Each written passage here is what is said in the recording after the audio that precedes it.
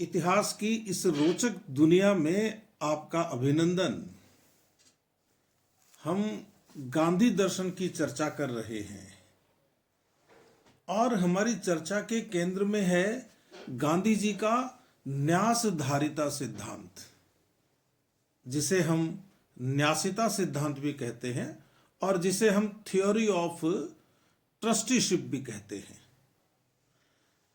इस सिलसिले में अब तक अपन एक बार मिल चुके हैं और अब दूसरी बार मिल रहे हैं। पिछले अंक में हमने देखा कि गांधी जी कहते हैं कि यदि आपको समाज में अहिंसक स्वाधीनता चाहिए तो आपको आर्थिक समानता स्थापित करनी होगी। अहिंसक स्वाधीनता का बहुत गहरा अर्थ है। अहिंसक स्वाधीनता का मतलब है कि एक व्यक्ति की, एक परिवार की, एक ग्राम की, एक नगर की, एक राष्ट्र की और एक दुनिया की ऐसी संकल्पना जिसमें वह स्वयं से शासित हो। उसे न सरकार की जरूरत पड़े, न सेना की जरूरत पड़े, न पुलिस की जरूरत पड़े, न न्यायाधीशों की जरूरत पड़े। वह अपना शासन खुद करे और दूसरों को सुखी बनाए। इसी संकल्पना के तहत गांधी जी का यह कहना था कि यदि किसी के पास धन ज्यादा है तो वह स्वयं को शासित करते हुए, अपने आप पर शासन करते हुए स्वयं को यह आदेश दे कि तुम्हारे पास जरूरत से जो ज्यादा है संपत्ति, वह तुम्हें नहीं रखनी चाहिए, और यदि तुम रख रहे हो तो यह मानकर रखो कि यह तुम्हारी नहीं है, यह समाज की है। क्यों कि यह तुमने अकेले नहीं कमाई है। कोई भी व्यक्ति पूंजीपति केवल अपने बूते नहीं बनता है, वह उन मजदूरों के बूते बनता है जो उसके लिए काम करते हैं। उस व्यक्ति को स्वयं पर शासन करते हुए यह सोचना चाहिए कि तुम्हारे हिस्से में क्या आया और उन मजदूरों के हिस्से में क्या गया जिनकी वजह से तुम बने हुए हो। उनका यह कहना था कि लोग स्वेच्छा से अपनी संपत्ति का त्याग कर दे, और त्याग नहीं करे तो वह यह मानकर चले कि यह संपत्ति समाज की है और वह व्यक्ति उसका न्यासी है, ट्रस्टी है। न्यासी और ट्रस्टी होने का यह मतलब भी है कि उस संपत्ति का सही उपयोग हो, वह उपयुक्त लोगों तक पहुंचे, उचित स्थान पर खर्च हो। यह काम उस व्यक्ति का होना चाहिए। गांधी जी ने कहा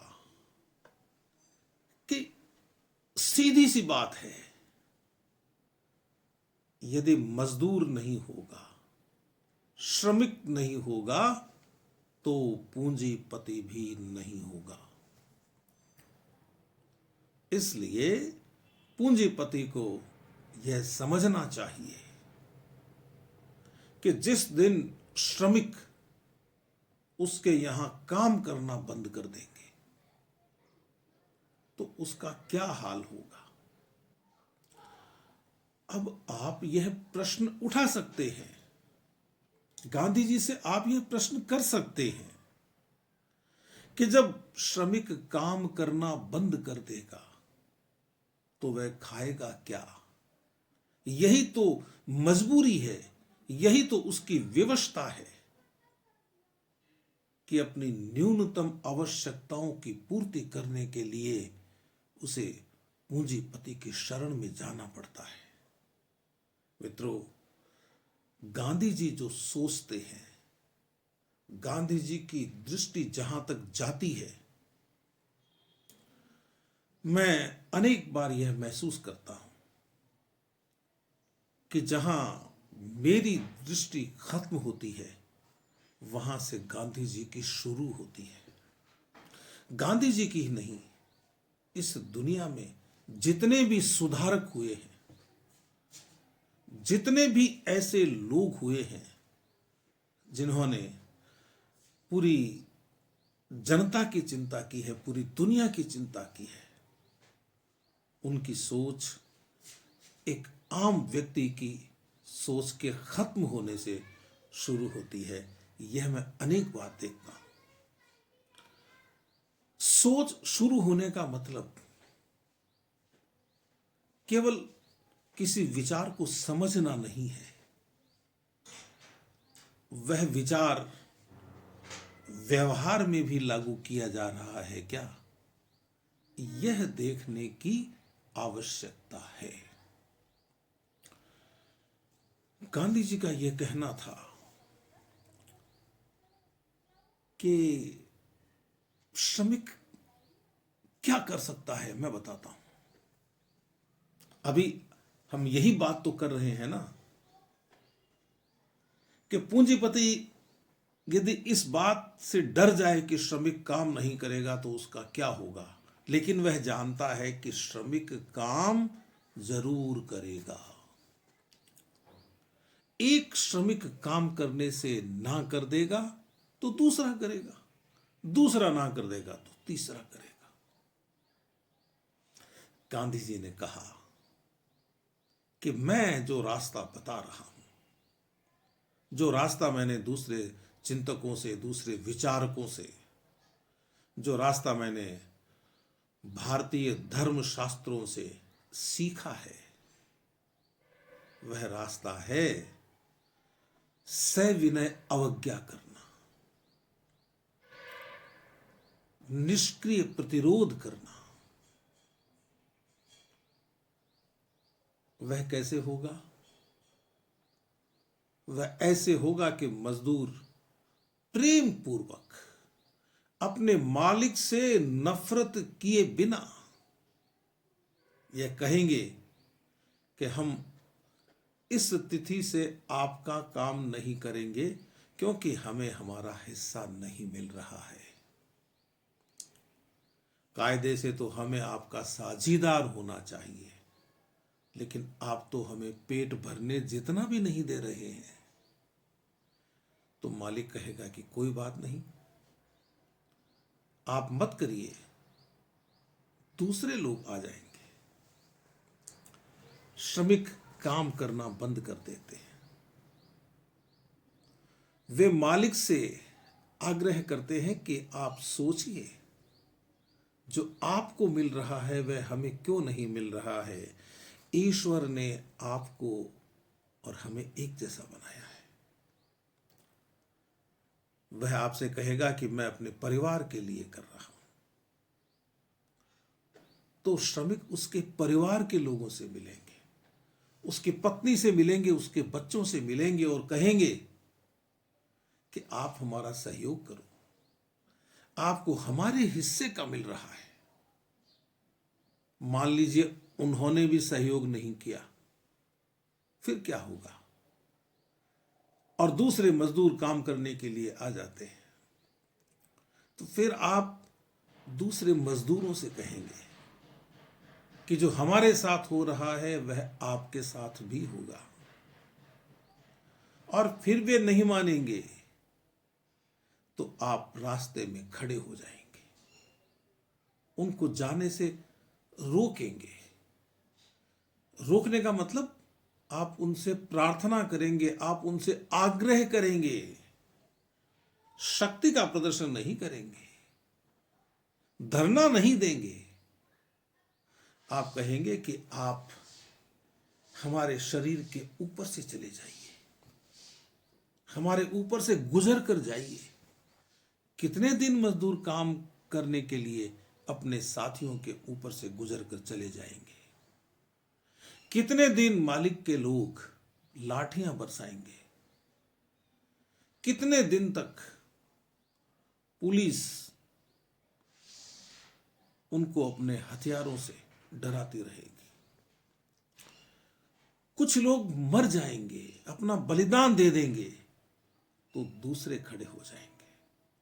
गांधी जी का यह कहना था कि आपको लग सकता है कि मेरा यह तरीका ठीक नहीं है, लेकिन गांधी जी ने कहा कि दूसरा कोई प्रभावी तरीका नहीं है, कोई अचूक तरीका नहीं है, कोई अचूक शस्त्र हमारे पास है नहीं।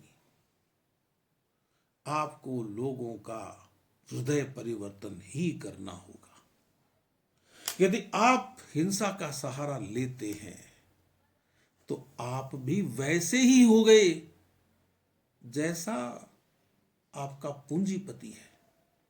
वह भी तो हिंसा का ही सहारा ले रहा है, वह आप पर जुल्म कर रहा है, तो क्या आप उस पर जुल्म करेंगे? फिर उसका हृदय परिवर्तन नहीं होगा। हिंसा के बदले हिंसा होगी और उसके बदले फिर हिंसा होगी। लेकिन आप अपना यह काम डरते हुए नहीं करेंगे, कायर बनकर नहीं करेंगे। आप स्वयं को कुर्बान करने के लिए तैयार हो, तब करेंगे। और ऐसा हो सकता है, गांधी जी का कहना था, प्रारंभ में समय लग सकता है, लेकिन जैसे जैसे सफलता मिलती जाएगी वैसे वैसे यह जो खाई है पूंजीपति और श्रमिक के बीच की, वह खाई जल्दी जल्दी भरनी शुरू हो जाएगी। उनका साफ कहना था कि मैं कभी भी यह अनुमति नहीं दूंगा कि पूंजीपतियों का नाश कर दिया जाए। मैं तो देश के पूंजीपतियों को आमंत्रित करूंगा कि आप आए और आप सिर्फ इसलिए स्वयं को संपत्ति का मालिक न समझें कि वह आपके कब्जे में है। यह संपत्ति तो उन लोगों की है जिनका आपने शोषण किया है, और यह आपको समझना चाहिए। उन्होंने कहा कि गांधी जी ने कहा कि आजकल यह फैशन हो गया है, हर कोई यह कहता है कि अहिंसा से समाज में सुधार हो नहीं सकता। उन्होंने कहा कि मैं किसी से भी बहस करने के लिए तैयार हूं, यह बहस करने के लिए तैयार हूं कि अंतिम मार्ग क्या है, अंतिम रास्ता क्या है, मंजिल क्या है, यह बहस करने के लिए मैं तैयार हूं। उनका यह कहना था कि आखिर वह दिन आएगा जब पूंजीपति या तो संपत्ति को छोड़ देगा, कमाता रहेगा, छोड़ता रहेगा, यह मानकर कि मुझे तो उतना ही रखना है जितना ये मजदूर रख रहे हैं, क्योंकि मैं भी इनके जैसा ही एक इंसान हूं और ईश्वर ने सबको बराबर बनाया है। और यदि वह संपत्ति को रखेगा तो सम्माननीय ढंग से रखेगा, यह मानते हुए रखेगा कि मेरी नहीं है, लेकिन मुझे इसे सही जगह पर खर्च करना है। यह आपको ध्यान रखने की बात होगी। गांधी जी ने कहा कि इस प्रश्न का कोई महत्व नहीं है कि कितने लोग इस तरह का आचरण करते हैं, कितने लोग संपत्ति का त्याग करते हैं या स्वयं को संपत्ति का न्यासी समझते हैं। उनका यह कहना था कि यदि यह सिद्धांत सही है, यदि यह अवधारणा सही है, तो इससे कोई फर्क नहीं पड़ता कि इस पर चल कितने लोग रहे हैं।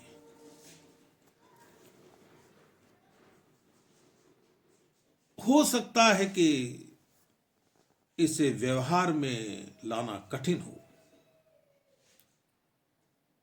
लेकिन जब एक बार व्यवहार में आ जाएगी तो कठिनाइयां स्वतः दूर हो जाएंगी। वे कहते थे कई बार गांधी जी, उन्होंने लिखा भी है हरिजन में, 16 दिसंबर 1939 को लिखा उन्होंने कि यह नहीं हो सकता कि पूंजीपति हमेशा आपसे घृणा करे। उन्होंने कहा कि मैं बहुत सारे पूंजीपतियों को जानता हूं, मेरी उनसे मित्रता है, वे मेरे मित्र हैं,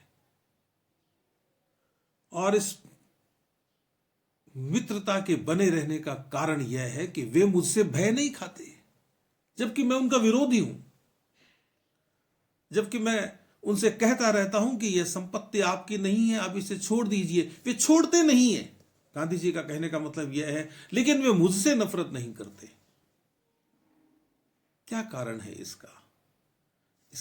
इसका कारण यह है कि पूंजीपति जानता है कि यह व्यक्ति सही है। पूंजीपति का अपने मन पर नियंत्रण नहीं है। इसलिए गांधी जी का विश्वास था कि कोई दिन तो ऐसा आएगा कि यदि आज के दिन कोई पूंजीपति नहीं कर पा रहा है मन पर नियंत्रण, तो कल करेगा, 100 साल बाद करेगा, लेकिन करेगा तो सही। हम अपने कार्य का फल अपने जीते जी चाहें, यह भूल नहीं करनी चाहिए। आज नहीं तो कल कोई तो बदलेगा, कोई सुबह तो ऐसी आएगी जो अपने सपनों की सुबह होगी। और गांधी जी का सपना यह था कि पूंजीपति स्वेच्छा से अपनी पूंजी को त्याग दें या उसके न्यासी बन जाए। लेकिन इसका मतलब यह नहीं है कि वे श्रमिक बन जाएं, मजदूर बन जाएं। वे अपना काम करें और न्यासी मानते हुए काम करें। गांधी जी का कहना था कि अन्य सभी सिद्धांतों का लोप हो जाने के बाद मेरा यह सिद्धांत जीवित मिलेगा आपको। आप कोई से भी तरीके लगा लीजिए इस दुनिया में आर्थिक समानता स्थापित करने के, अंत तो गत्वा आपको इस रास्ते पर आना पड़ेगा, क्योंकि यह रास्ता धर्म का रास्ता है। आप दर्शन शास्त्र का अध्ययन कर लीजिए, वह आपको नहीं सिखाता है हिंसा करना, क्योंकि दर्शन शास्त्री जानते हैं कि अहिंसा का रास्ता अंधे कुएं का रास्ता है। कोई दुराचारी व्यक्ति ही होगा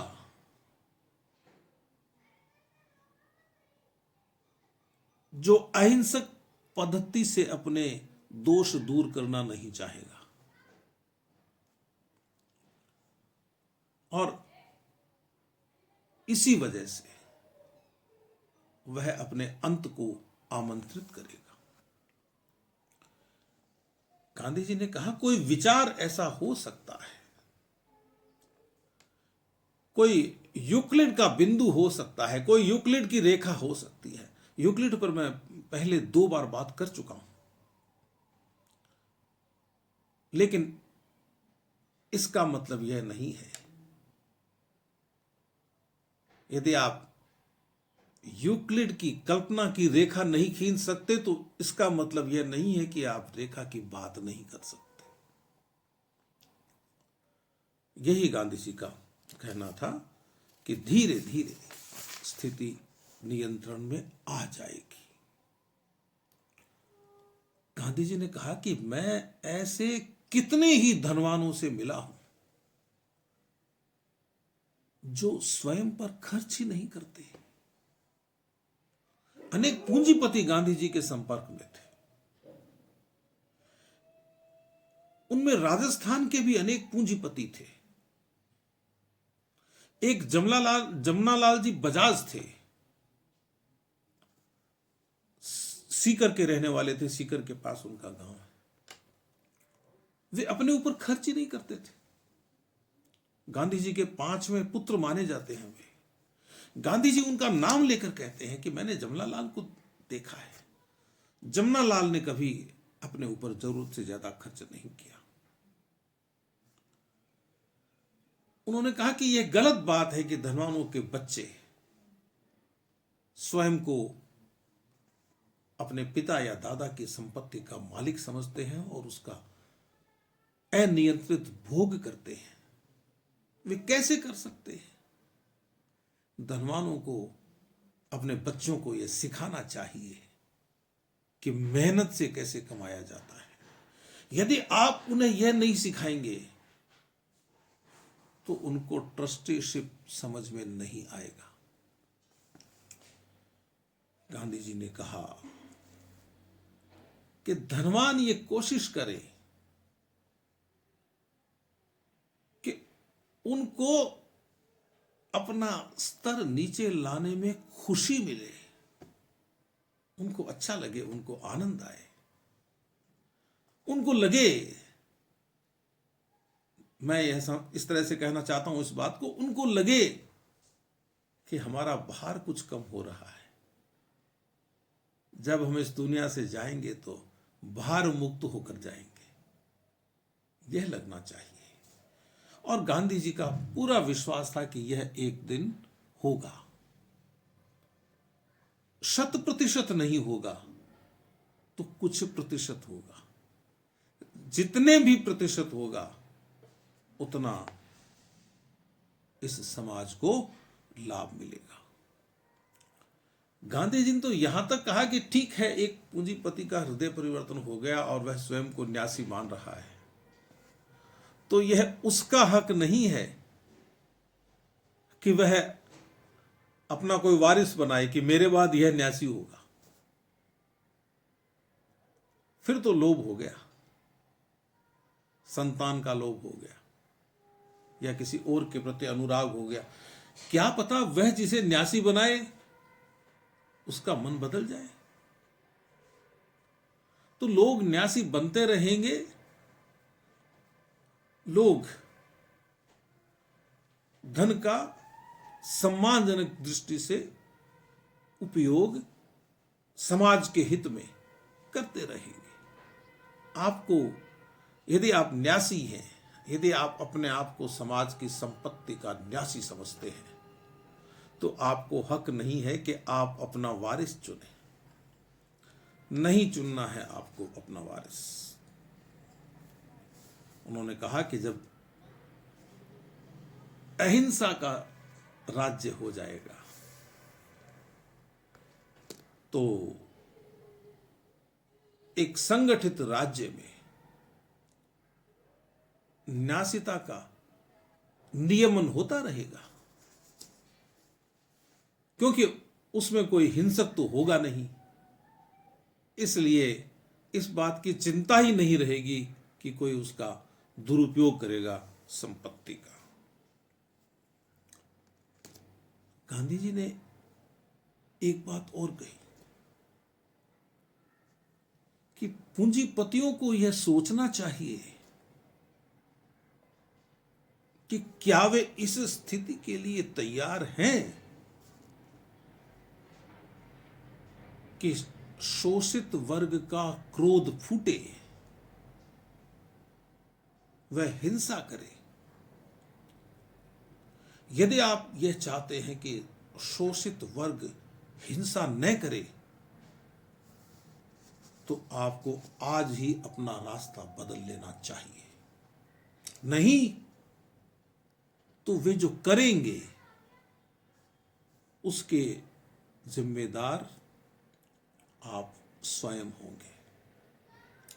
एक प्रश्न और खड़ा होता है कि व्यक्ति जब संपत्ति का न्यासी बन जाएगा तो वह क्या मानदंड होगा जिसके अनुसार वह अपना खर्चा तय करेगा। तो गांधी जी ने कहा कि जब अहिंसक राज्य हो जाएगा तो व्यक्तिगत कुछ होगा ही नहीं। भाई पहली बात तो राज्य की जरूरत ही नहीं है। राज्य का मतलब सरकार, जहां सरकार से तात्पर्य है। लेकिन यदि वह होगा, यदि कोई राज्य न्यूनतम हिंसा पर आधारित बना है, आप यह कल्पना कर लीजिए, तो वह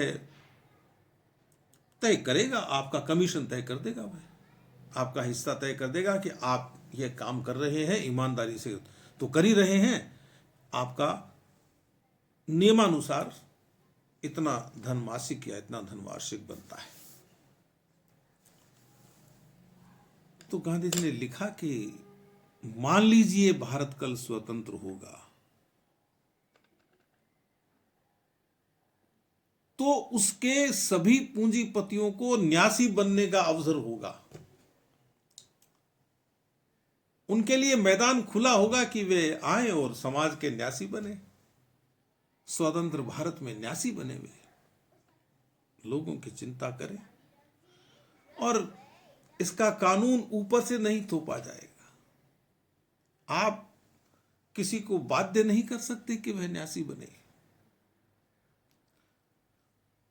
और आपने बाध्य कर दिया तो वह सही तरीके से लागू कानून नहीं होगा, वह अहिंसा की भावना के अनुरूप नहीं होगा। तो अच्छा है कि न्यासधारिता नीचे से चले। गांव के लोग अपने भीतर देखें कि कौन ऐसा व्यक्ति है जो पूरी तरह ईमानदार है, उसको वे आगे करें। और ऐसे लोग स्वयं आगे हों तो परिवर्तन आएगा। और ये जितनी भी बातें हैं जो मैंने अभी न्यासधारिता के संबंध में कही,